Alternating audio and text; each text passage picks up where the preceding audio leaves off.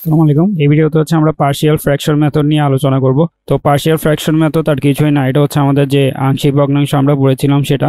তো আংশিক ভগ্নাংশ করার পরে আমরা যে কোএফিসিয়েন্টগুলো পাবো সেগুলোকে হচ্ছে আমরা নিলেই আমাদের হচ্ছে আমরা কম্বিনেশন কয়টা হবে সেটা হচ্ছে বের করে ফেলতে পারবো। তাহলে হচ্ছে আমরা এখানে যদি দেখি যে gx ইকুয়াল টু আমাদের এখানে দেওয়া আছে এই কোয়েশ্চেনটা, যেটা হচ্ছে আমরা এখন আংশিক ভগ্নাংশ দিয়ে সলভ করব। তো আমাদের হচ্ছে এখানে আংশিক ভগ্নাংশ করার জন্য প্রথম ধাপ ছিল হচ্ছে এটা যে 1 ডিভাইড বাই আমরা লিখবো 1 মাইনাস এক্স 1 মাইনাস 2x, দেন এ একটা নিব, দেন হচ্ছে বি একটা ধরে নিব, দেন হচ্ছে আমরা এ নিচে লিখবো হচ্ছে 1 মাইনাস এক্স, বি এর নিচে লিখবো হচ্ছে 1 মাইনাস 2x। তো এরপরে ধাপ হচ্ছে আমাদের 1 ইকুয়াল টু আমরা হচ্ছে এইটা করতে পেলাম, এটা পেলাম হচ্ছে আমরা এই দুইটাকে কি করলাম, এটাকে হচ্ছে পুরোটাকে আমরা দুই পাশেই 1 মাইনাস এক্স এবং 1 মাইনাস 2x দিয়ে ডিভাইড করলাম। ডিভাইড করার পর আমরা হচ্ছে এই টাইপের একটা মান পাবো। তাহলে হচ্ছে 1 equal to a plus B minus 2a plus B into x. Then হচ্ছে আমরা এটা থেকে হচ্ছে আমরা কি করতে পারি, এইভাবে দুইটা ভ্যালু নিয়ে আসতে পারি। তাহলে হচ্ছে 1 plus B equals to 1 and এটা ইকুয়াল টু 0। তাহলে আমরা হচ্ছে এখানে a ইকুয়াল টু পাবো হচ্ছে 1 অ্যান্ড বি ইকুয়াল টু পাবো হচ্ছে -1।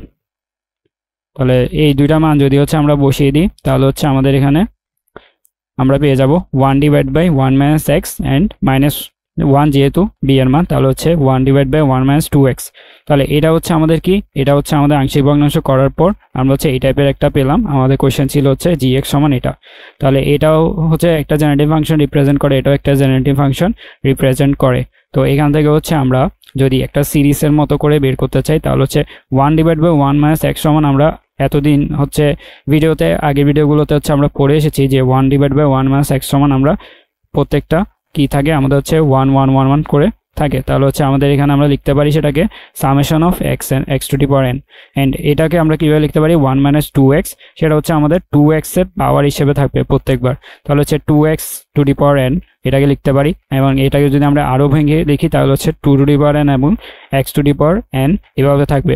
তো এখন হচ্ছে আমরা এখান থেকে আমরা যে কোএফিসিয়েন্টগুলো সেগুলো যদি এখানে লিখি যে আমাদের এই যে ভ্যালুগুলো সেগুলোর জন্য কোএফিসিয়েন্ট কত হবে, সেটা হচ্ছে আমরা কোএফিসিয়েন্ট যদি আমরা সি এন ইকুয়ালস টু আমরা লিখতে পারি যে সামেশন অফ আমাদের এখানে আসবে এক্স এর কোএফিসিয়েন্ট কত, এক্স এর সাথে এখানে 1 অ্যান্ড এখানে হচ্ছে তাহলে আমরা লিখবো যে 1, দেন হচ্ছে আমাদের কত হবে মাইনাস কেন এখানে আমরা মাইনাস পেয়েছিলাম, দেন হচ্ছে আমাদের এখানে কোএফিসিয়েন্ট কত রয়েছে 2 to the power N, x to the power N এর সাথে 2 টু দি পাওয়ার এন, তাহলে হচ্ছে আমাদের এখানে কত হবে 2 টু দি পাওয়ার এন।